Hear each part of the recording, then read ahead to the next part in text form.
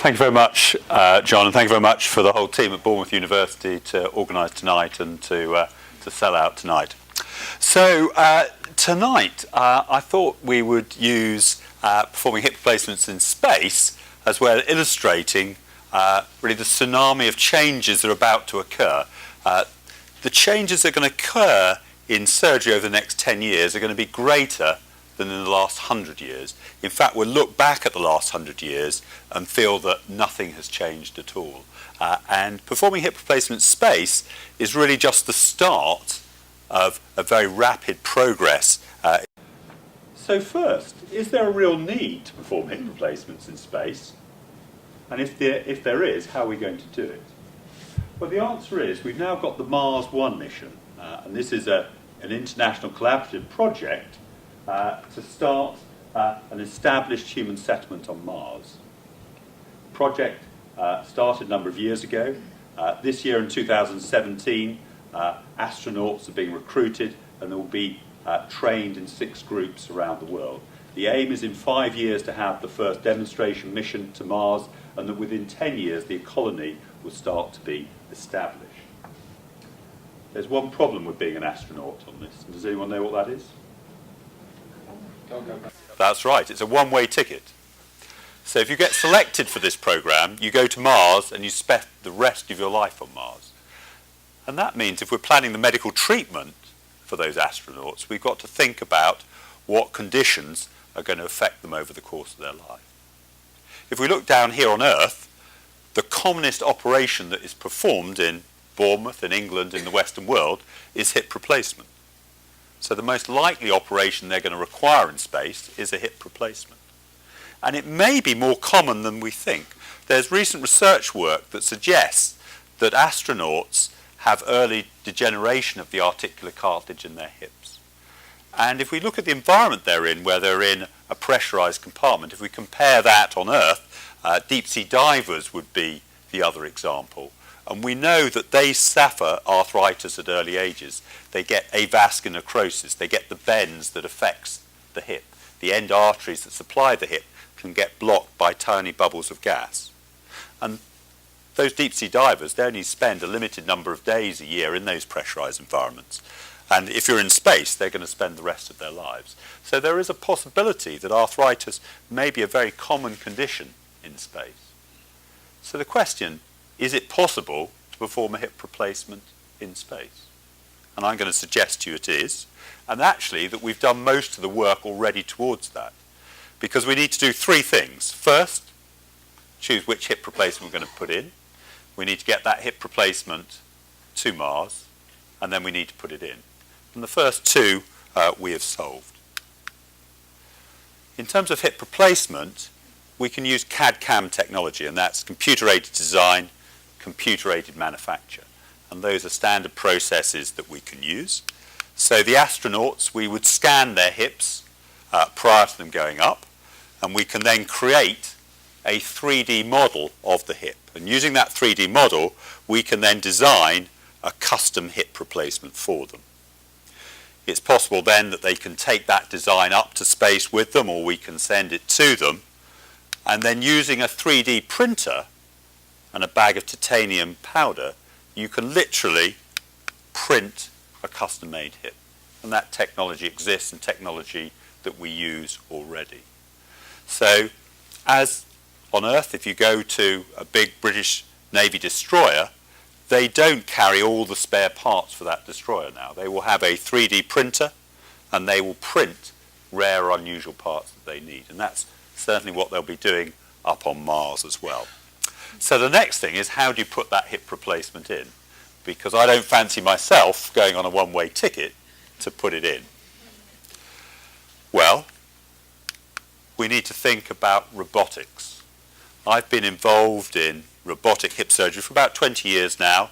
I originally studied with Professor Justin Cobb at Imperial College in the development of the Acrobot robot, and that was an active constraint robot. So it was a milling device that worked within certain parameters. When you went outside that field for safety reasons, it would shut off. Then 10 years ago, here at the Royal Bournemouth Hospital, I was involved in developing navigated resurfacing, essentially a GPS system that you can use in theatres. And if you look at the slide carefully, go back, if you look at the slide carefully, I'm looking not at the patient, but I'm looking at the computer. And this is what I'm seeing. I can see an image of the hip in two views. Where the hip is going to be has been planned by the computer, and then using these balls here, which have reflected infrared light from, I can then put those components in the right place. So it's a combination of combining that navigation with robotics. Now we know that some fields of surgery are ahead of that in the field, and we've got Taz Qureshi here, who's involved in robotic general surgery and urological surgery, and Bournemouth is one of the leading centres for that.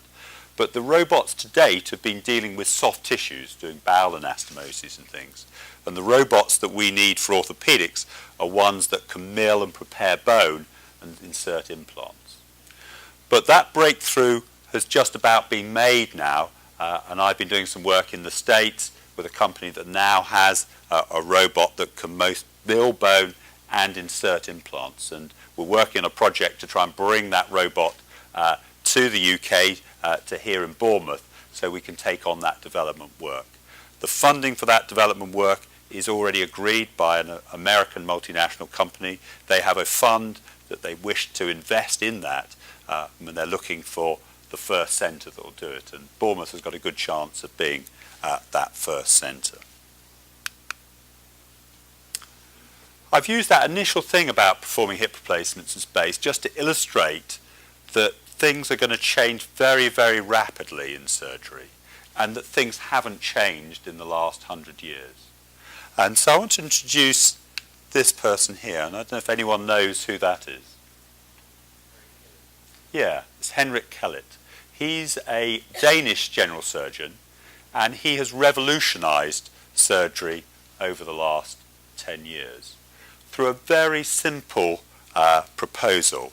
And if just the first line, enhanced recovery is the evidence-based approach to care. So his theory was that a lot of the things that we do just because that's the way we've always done them. And that we haven't got good evidence for what we've done in medicine. That when we look at what we do really and apply the rules, we would do things very differently and get different results. To illustrate that, I'm showing a family photograph here. This is from the 1920s, and that's my grandfather there, George Middleton. And this was in Aberdeen, where he was one of the 5 house surgeons that covered Aberdeen.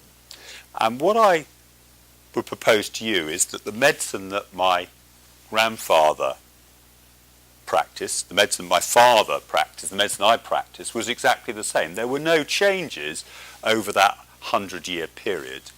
He became surgeon apothecary to the Royal Household at Balmoral and looked after the royal family there. And one of his roles was looking after them on the grouse moors, where accidents, shooting accidents and things often occurred. And I've still got his field surgical set, which is essentially identical to the set that we used in theatres this afternoon. There's been no major changes. The instruments look slightly different, but the hammers, chisels, saws and scalpels are the same. And I'm going to illustrate there have been no changes by talking about an operation. If you've got a tumour of the colon, the treatment for that is to excise the tumour and stitch the bowel back together to re-anastomose it together. And my grandfather, my father and I, we all treated our patients exactly the same. We admitted them to hospital about 2 days before the operation. We stopped them eating and drinking. We gave them laxatives. We gave them enemas to clear their bowel out. We then did massively invasive surgery on them with big incisions. We then gave them high doses of morphine afterwards, and we dripped and sucked them, which meant we didn't allow them to eat or drink. We gave them fluids through a drip, and we put a tube into their stomach and sucked out any gastric juices. So these patients came in well to the hospital. We made them medically very unwell by starving and purging them. We did invasive surgery. We gave them large doses of opiates, and then we didn't let them eat and drink for days, if not a week or two. And my grandfather, my father and I would go round each morning, examine the patient, listen to their abdomen, and when we heard bowel sounds, we'd allow them sips of water, and when they passed wind, we'd allow them an early diet.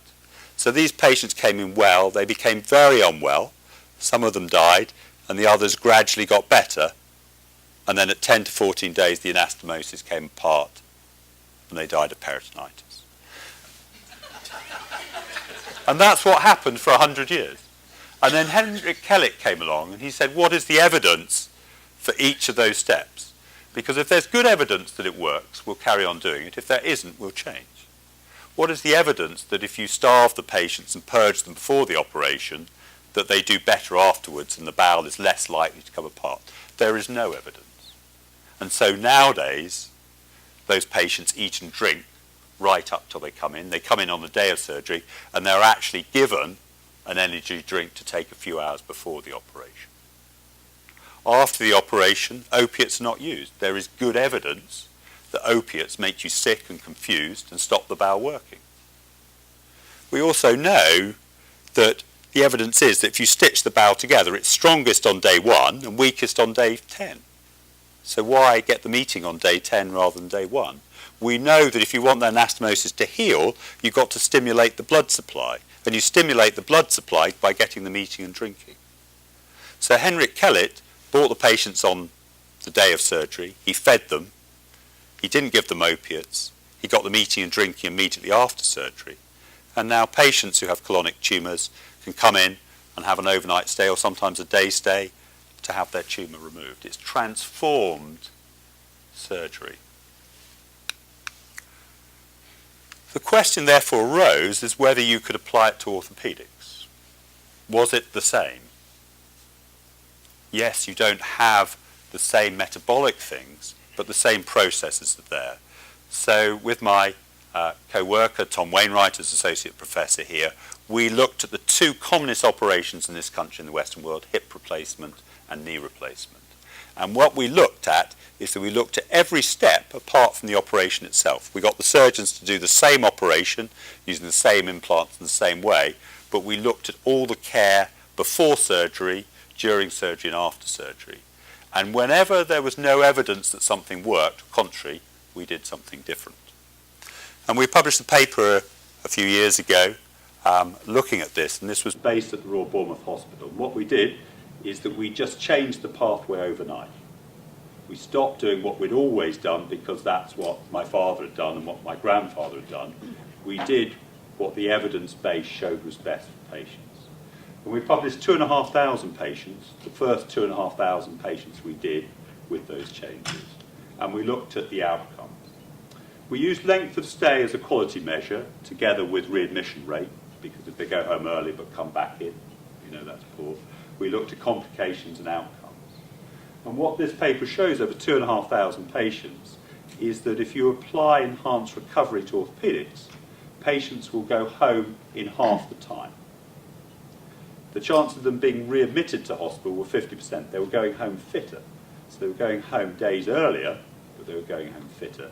And the outcomes were better. At very worst, they were the same, but in most parameters, they were better.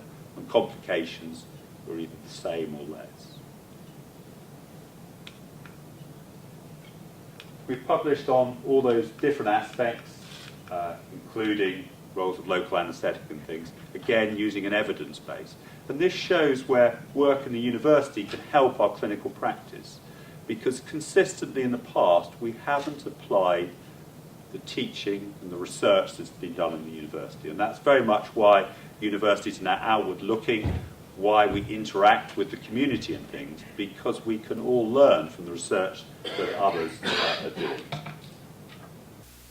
Just to emphasise that that change was real, we looked at those 2,500 patients and we compared those with every other hospital in England. So every hospital in England that did hip or knee replacements, we looked at their outcomes. And we case mix adjusted for age, sex, medical comorbidities, social comorbidities, all the things that could affect the outcome of the surgery. And using a statistical method, you only need to know that if you're naught along the line, then your hospital has the right length of stay for its case mix adjusted. So all the hospitals should be along the naught line. If you're above the line, then your length of stay is longer than your case mix adjusted suggests. If it's below, you're doing well, that you're taking less time in hospital. So if we look at our own position, before we introduced enhanced recovery, we were a bit longer, about a quarter to a half a day longer than our case mix adjusted suggested. If we look afterwards, we were then at the shortest length of stay. Our patients stayed about, on average, 2.5 days less than they would have done if they'd gone to any other hospital in the UK. And all we did was apply those principles of enhanced recovery, the best treatment. It also makes a difference. I said we didn't change what we said to the surgeons. They used the same surgical technique. They used the same implants. And one of the problems with managing theatres, and this chart, this run chart, just predicts the length of the operation. So this is 1 hour, 36 minutes for the operation. But in normal practice, we can see there's quite a huge natural variation in some very long cases. And although we didn't affect how the surgeon was operating, we can see as you introduce enhanced recovery, it smooths out all the variations. So a lot of the variation, we think it's because it's a difficult patient, and this isn't. It's often through organisational things, and these systems are much easier to organise and manage. And what effect did that have on our hospital? Well, year on year, we were doing more work because of this. Our waiting times were coming down. We doubled the number of joint replacements we did at the Royal Bournemouth Hospital, and we actually closed 15 beds to do that. If we look at the tariff, the amount of money each bed, orthopaedic bed in the hospital brought in, it doubled over that period. So not only was this better care for the patients, but it was better value care for society. We could do double the number of patients for less cost and less beds. So far this evening we talked about treatment. And they're the sexy things, and they're the things we concentrate on, but prevention is the best thing. And there are predictions that the number of hip and knee replacements will go on increasing year on year as our population gets older and older. I think that's highly unlikely to occur, and it's not backed up historically. There have been many conditions that we've seen over the decades that have disappeared. My grandfather on my maternal side was a doctor who ran a TB sanatorium in West Sussex. How many jobs are there running TB sanatoriums in the UK or the world? They're treated with antibiotics. I trained with a professor in the Middlesex Hospital who specialised in gastric surgery for gastric ulcers. We take omeprazole. Half the people in this room are probably on an omeprazole, a proton pump inhibitor. There aren't jobs for upper GI surgeons doing that sort of work.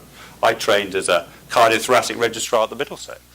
There isn't a single cardiothoracic surgeon in the area because patients have stents now. And it also applies to joint problems. In the 1950s, a lot of the work that orthopaedic surgeons did were with people with polio. And polio virtually doesn't exist in the world now.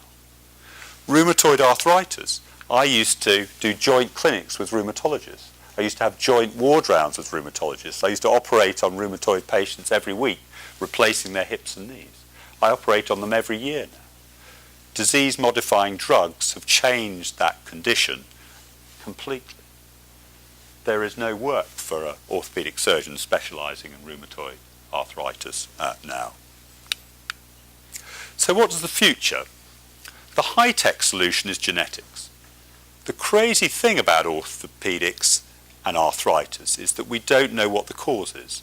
So the commonest operations in the world are hip replacement and knee replacement, and we don't know what the cause of arthritis is. Well, we do in 20% of cases. So if you break the hip, your hip, or you have an infection in the hip, or you have a childhood illness, that can lead to arthritis. But 80% we describe as idiopathic. We don't know what the cause is, which is crazy. There must be a cause, and when we know what the cause is, we should be able to treat it. And we have specimens. We do 1,000 hip replacements in Bournemouth and Poole each year, and we throw the tissue into the bin and incinerate it. we need to study that tissue. We need to work out why those patients are getting arthritis. Most likely is that there is a genetic cause. And most likely in the future we'll be able to screen our children to see which ones are likely to get arthritis, and there, through stem cell treatments or biological repair, we may be able to stop them getting it. So I think the thought that there are going to be more and more hip and knee replacements in the future decades is very unlikely. I think we'll come up with a cure for that. But as I said, that's a high-tech solution. And that solution is probably not going to come for 10 to 20 years. So what do we do in the interim? Well, often we need to turn to the low-tech solution. And low-tech solutions can be better than the high-tech. So space is a good example for that. If you go back to the 1960s and 70s, the Americans spent millions and millions of dollars designing a pen that could be used in space.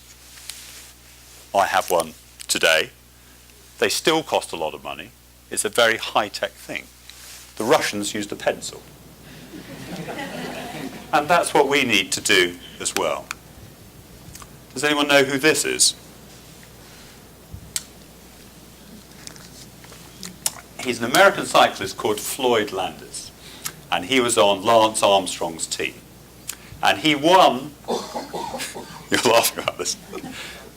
They always take the piss out of it because I bring cycling into it, but it's very important. He won the Tour de France in 2006.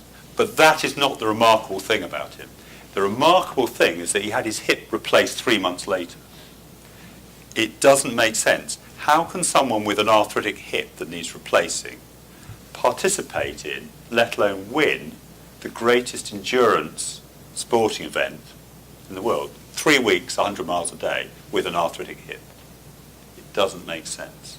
What also doesn't make sense are the professional cyclists that come to see me, because I noticed they all come in October, November, December. And I assumed that was because that's the off-season. But when you speak to them, the reason they come is that that's when they get pain. They don't get pain during the cycling season. The other group of cyclists that come to see me are retired cyclists. And when cyclists retire from a professional, they open a cafe or a bar. They stop cycling and they put on a lot of weight. They have documented arthritis from during their cycling careers, but it only becomes symptomatic when they retire. So it seems that there's something about cycling, that cycling prevents or takes away the symptoms of an arthritic hip. And that's where Tom and I at Bournemouth University did a lot of work on cycling to see what are the aspects of cycling that make a difference. Because if you can win the Tour de France with an arthritic hip, then surely you can live a normal life in Bournemouth with an arthritic hip if you can use those things. So we designed a program. There are many ways that cycling does, and we could have a whole evening on how cycling prevents pain. But a couple of simple ones you can understand is, one, that it stimulates endorphins around the hip, so morphine around the hip, so it gives that analgesic effect. And that's why if you've been cycling all day like Neil, you feel quite high after that. It's why you sleep well and things afterwards. It also, cycling overstimulates the pain receptors around the hip as well. And they downregulate because the brain thinks they're being stimulated so much that there must be something wrong, and it turns them off. So those are two of the ways, and there are a number of different ways, but it makes a big difference. So we designed a program. The key thing about this program is it's very unusual in that it had full community support. So it was designed at Bournemouth University. It was supported by primary care. Bournemouth GP commissioners part-funded it. It was supported by secondary care, the Royal Bournemouth Hospital. It was supported by Bournemouth Council. It was supported by Christchurch Council. It was supported by the Little Down Centre and the sports thing. So it was a real community project. And essentially it was a 6-week exercise and lifestyle management course. It was designed for patients from 45 to 80. 45 because that's the nice definition of osteoarthritis. It was free. So why spinning? Well, the obvious reason for spinning is because it's a cycling exercise.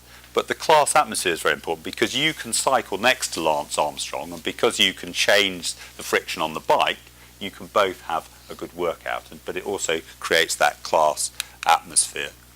The bikes we used, we cheated a bit in that the participants at the start and the end used a thing called a watt bike, which is actually a computer with a bike attached to it.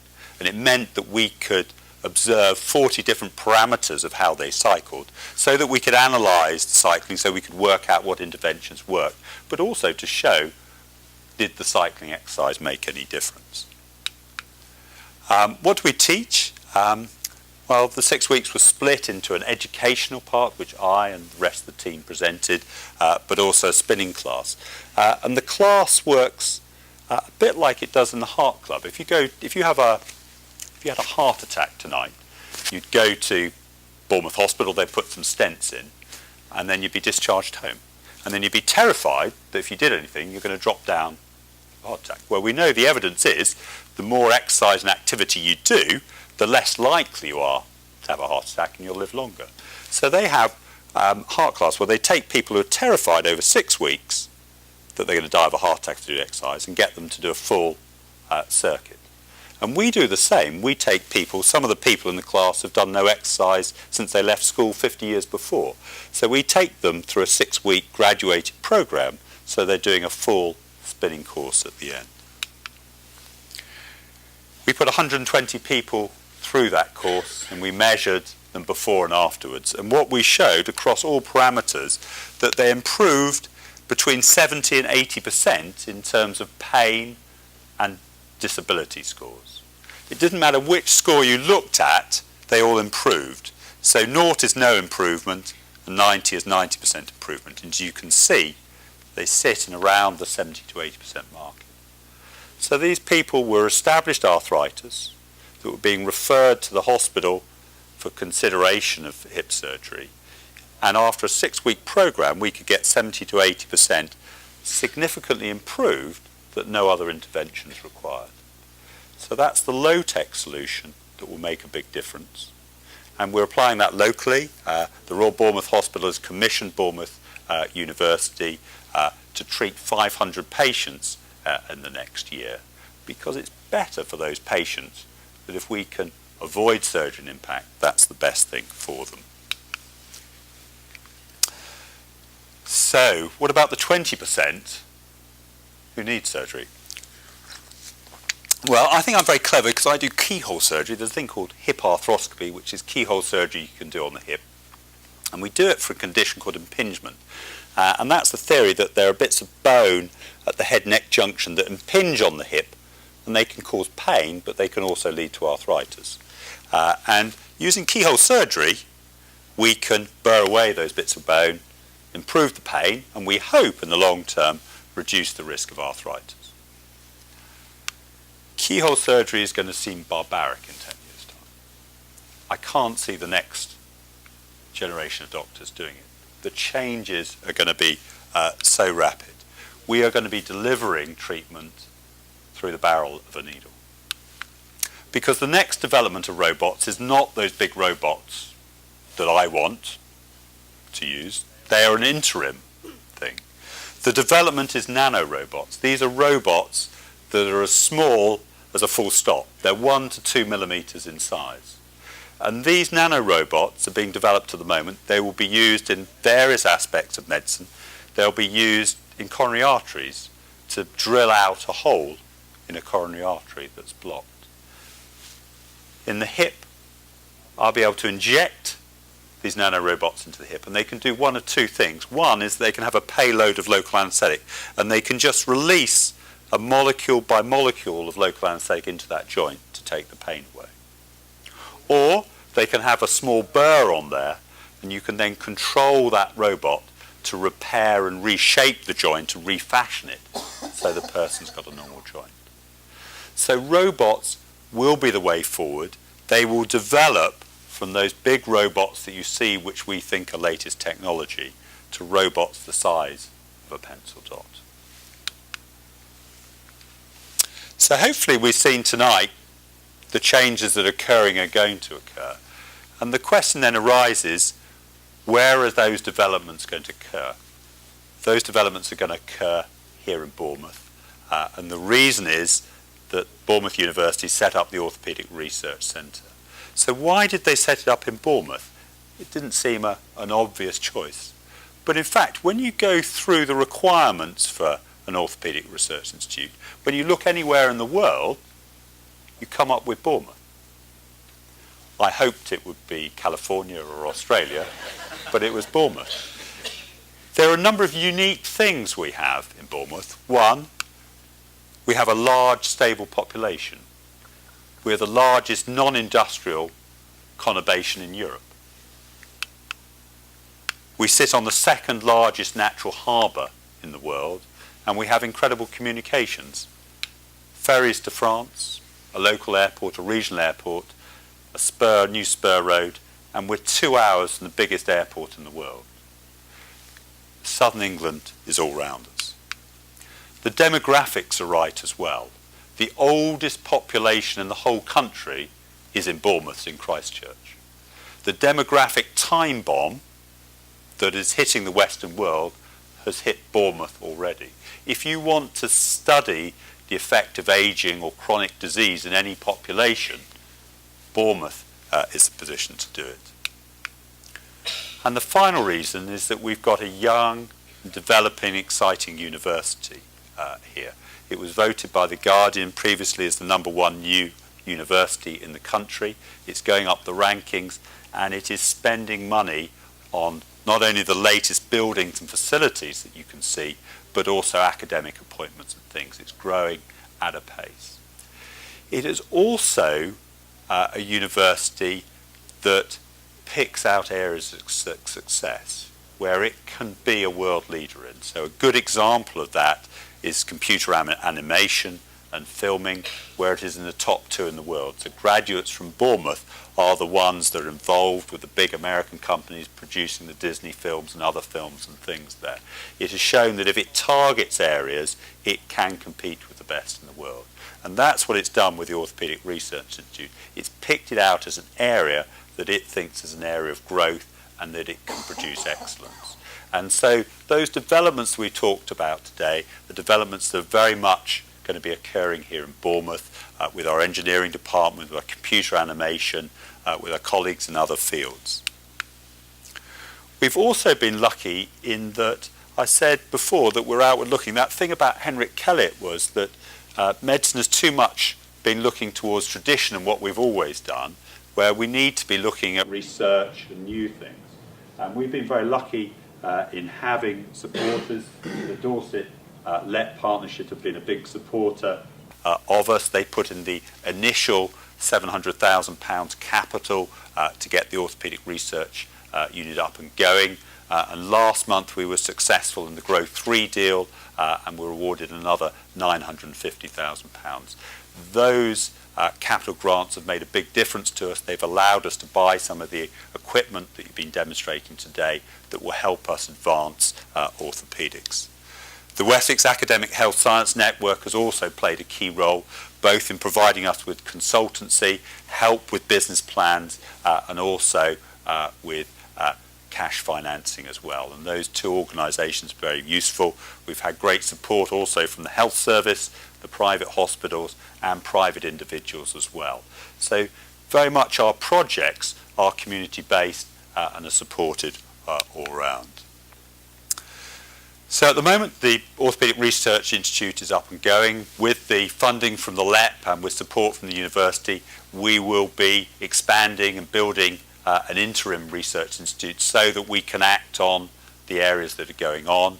But in the medium term, we will be based in the new Gateway building or in a building very close to that with a state-of-the-art Orthopaedic Research Institute. So all the building blocks are there in place. Some of the equipment that we have, this is a gate lab. This is based on the ground floor here. This gate lab is one of only 23 in the world. It's a bit like having an aircraft simulator. So if you're a Boeing pilot, you have to go to one of 5 simulators in the world to be accredited. This allows us to do incredibly detailed work looking at the function of implants such as hip and knee implants. It helps us look at what the difference of different physio regimes and things are, and it will bring a lot of research and development work here to Bournemouth. Virtual reality surgical simulators, you may have seen the one out. If you haven't had a go, please do afterwards. Although it's got a knee model and things in there, the picture is completely computer generated. I think if you use it, if you speak to the surgeons, it's about 95% what it's like to perform a real operation. So surgeons now, instead of being trained on the public, us lot, which is how we all trained in the past, can now train in the lab. They can pick up those skills and get better, so that when they go into theatre and learn, they'll be much faster to learn, it'll be much safer. At the moment we're doing keyhole surgery, but it's now developing open surgery. And as I said at the start, we're talking about hip replacements in space, but it's not just outer space, it's the space between your hands. And working with the computer animation here, we've got a PhD student starting this year, we're going to be able to get surgeons to literally perform hip replacements in the space in front of them using holograms and 3D modelling and things. The technology is moving such a pace that it will feel like you're performing a real hip replacement. And that's why I think the training of our surgeons and maybe the operations in the future will occur in buildings like this rather than in hospitals. And finally, it's really to thank the team. We've now got 5 permanent members of the staff. We've got 3 surgeons who are fellows here and associates as well. But they've all been working very hard over the last 18 months to develop and prepare, particularly Tom Wainwright is associate professor there. And we couldn't have achieved all the things that we have without them. So thank you very much for coming tonight. I hope you found some of it interesting, and thanks to everyone for their support.